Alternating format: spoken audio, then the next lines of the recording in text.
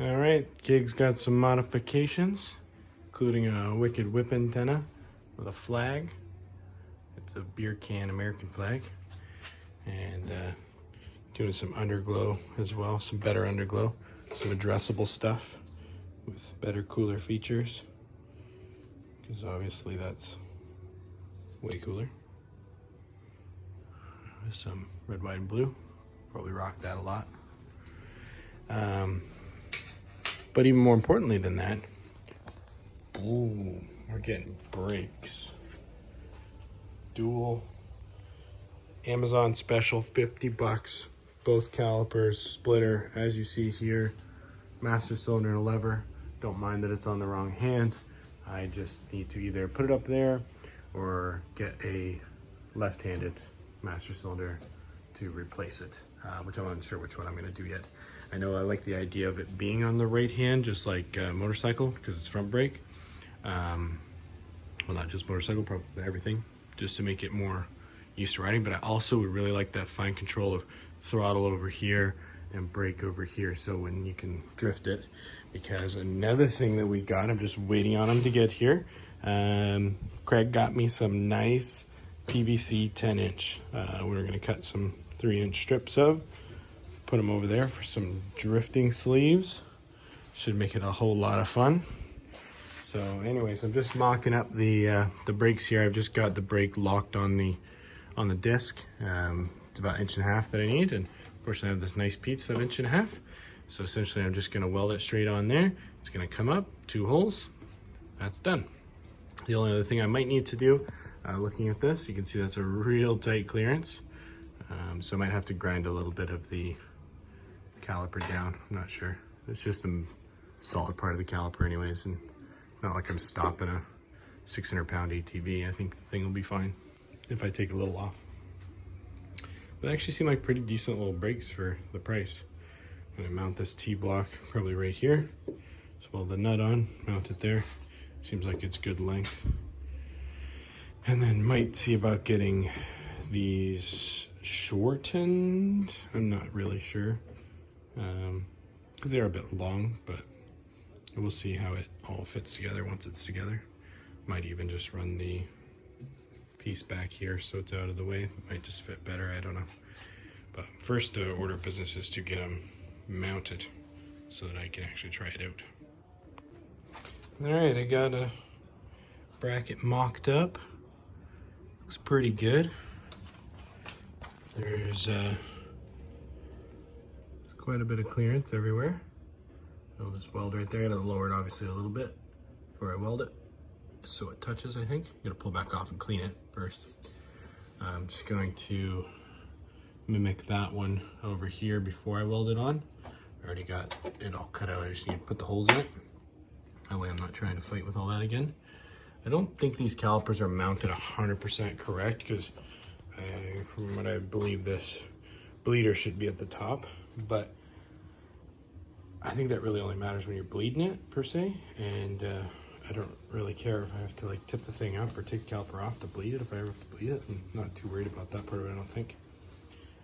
The thing is it's kind of gotta go up top for me, because in the front it sticks out too much and there's no room in the back, so it's kind of gotta go up top. I could have rolled it forward a little bit, but that would have made it really hard welding onto here, because I would have had to come one off here and one off the top, and this was just simple.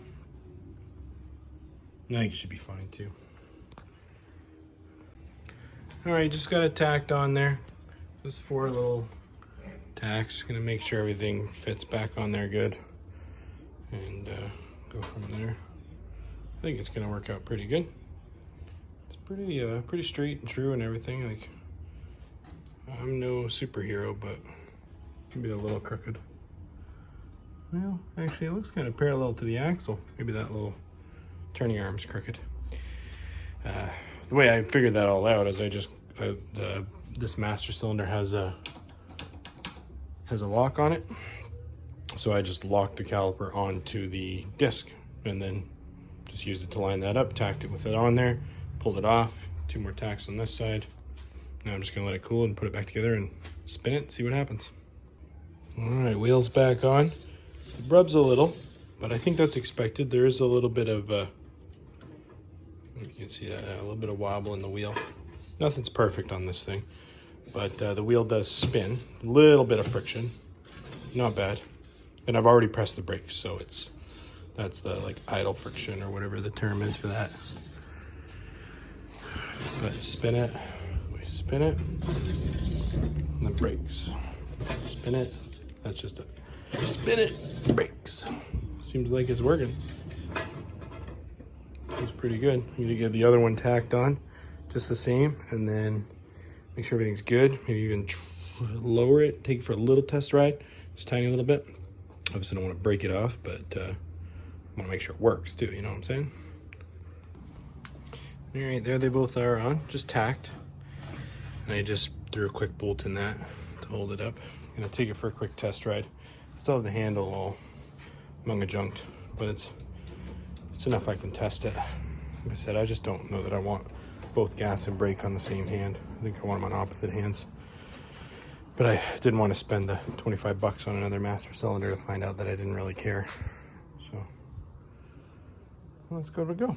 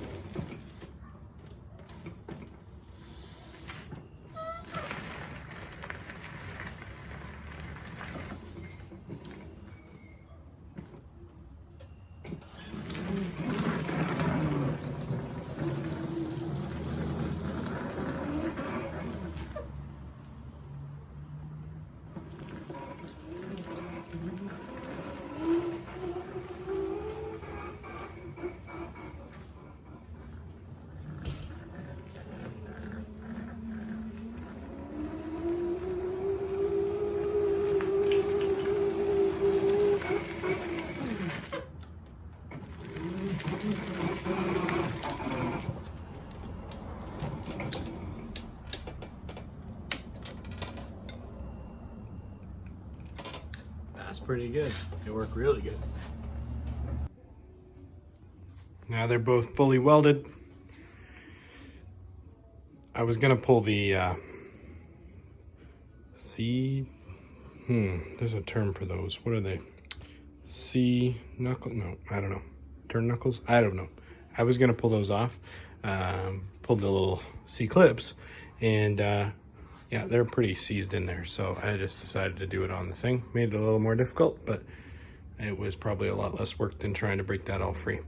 And I don't really care, because the only other reason I was gonna take these off was to pull all this off and then get it sandblasted and painted.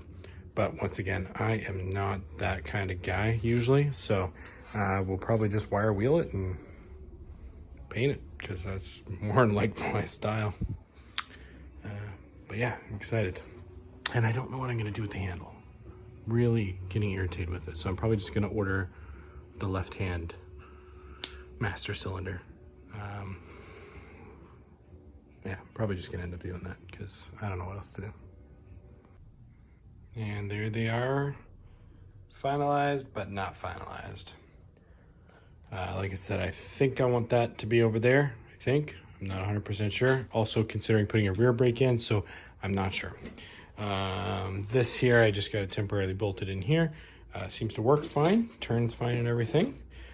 But I think I would like, I'd like it to be mounted firmly on here, so that these don't turn with the steering from the column, but just from the tubes.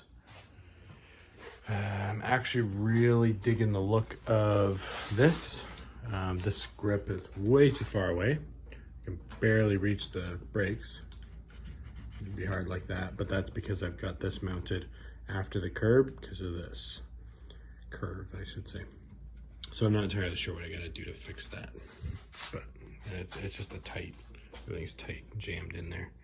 But I could always just heat this up and bend it back a little bit, and that would solve that problem for sure. But I think the brakes look good. I'll link the brakes below that are used here, or the calipers, I should say.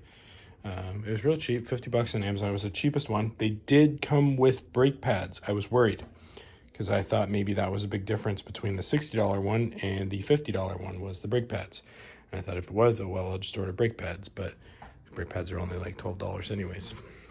But this was the cheapest version I could find, and it came with everything.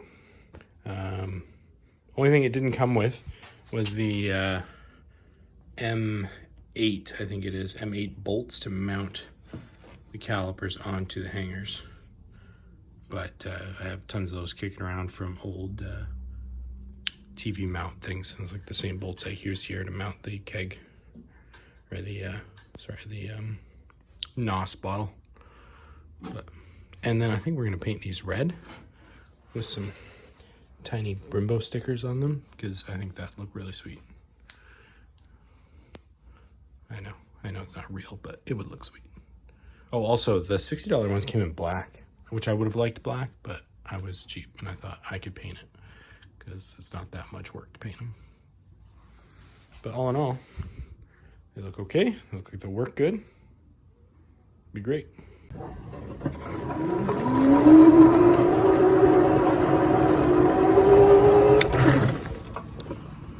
Stop's good.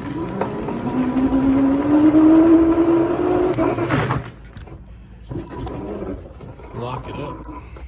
Feast your eyes in all of its glory. Drift sleeves coming soon. For real though, a friend of mine got me this.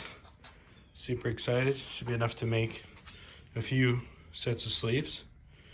Because I don't have to go very wide. Just need to go like, I don't know, 2.5, 3 inches wide maybe. So I'm gonna rig something up to cut it on the table saw. I'm thinking like a piece of plywood, 2 rails that it rolls on, and it'll just roll right on the blade.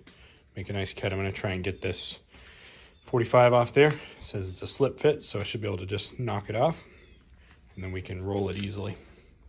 So Craig, like exactly how much poop went through this? Here's a little jig I came up with. I did manage to get that 45 off of there. It was really, really hard. I just slowly pounded it off with a dead blow.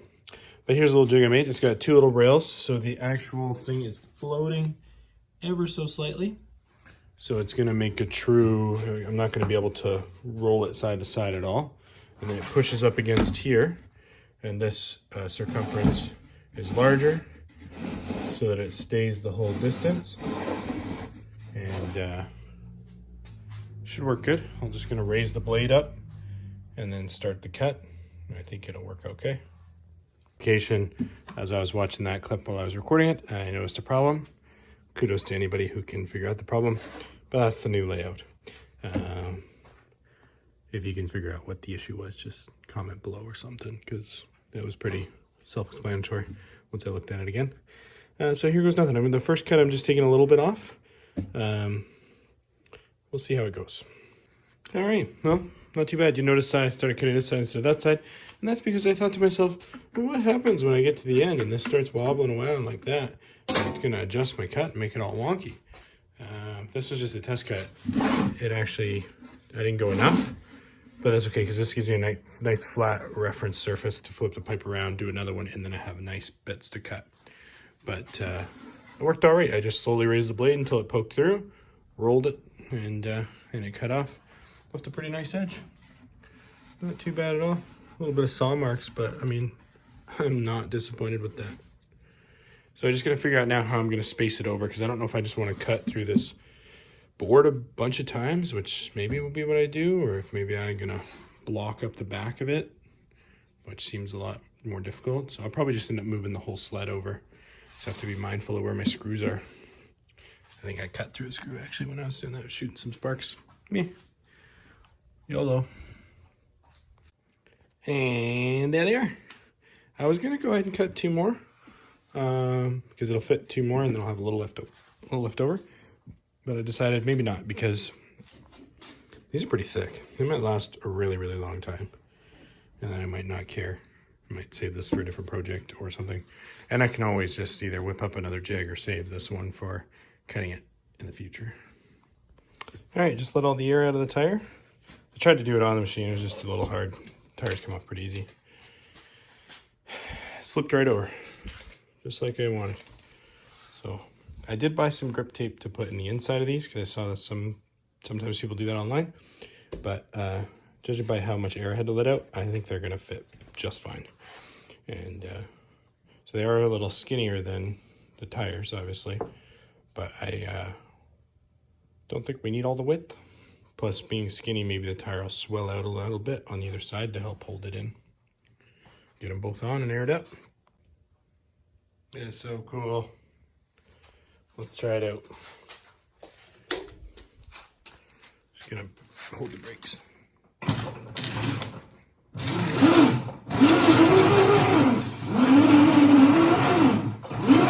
Getting more spin out of one than the other.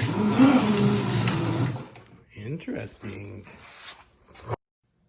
Okay, so apparently we need the grip tape. Came off pretty quickly. Same with that one. I'll run the grip tape in. It wasn't that great. I was not impressed. I'll put the grip tape on, get her held back on, and we'll try it again. That's the grip tape I was talking about. Just like a stair tread. I was gonna buy just a sheet from like Skate Shop, but then I thought this is already like the right width. It was 13 bucks for that whole roll. So I don't know, 15 feet. I'm using 20 inches worth. So, or no, 20 times 3.14. So 60 inches, I guess. So I guess most of that, half of it at least. But we'll see how this holds up.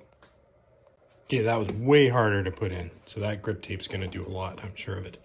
It was hard to slide it in. And it's aired back up here now. I can't budge it at all with my hands, so, but granted I'm not a 400 plus pound pressure on it. I'm only on my hand, which is like a baby pushing on something. Also, I shortened the handlebar. Got rid of that big ugly bit. It's not needed. And so you sit, first of all, it looks way nicer, I think. But you sit a little farther forward, and the handlebar's more at a appropriate height. I did that last night, and it turned out pretty good. And then I just gotta figure out something to do with that ugly mess, because I don't like all of that there. Originally, I was going to cut this part off and weld it directly to this part, get rid of all this. But now I'm worried that's gonna lower the handlebar even more. And by doing so, it'll be too low, because it's kind of right at the height I want. I have to figure out shorten all these hoses too. But the wheels, I put the grip tape on there, beveled the edges, and just gotta wait for some daylight to give it a go. I did spin it in here. I think we're gonna have a problem because the differential doesn't lock at all. It's pretty open. So I was noticing that one wheel would spin and the other wouldn't. And I don't really want to lock up the diff on this thing. Not just for the sake of drifting, because it does drive and turn really well, which I think is more what I would be interested in. I just thought this would be so cool. But we'll see what it's like in the daytime.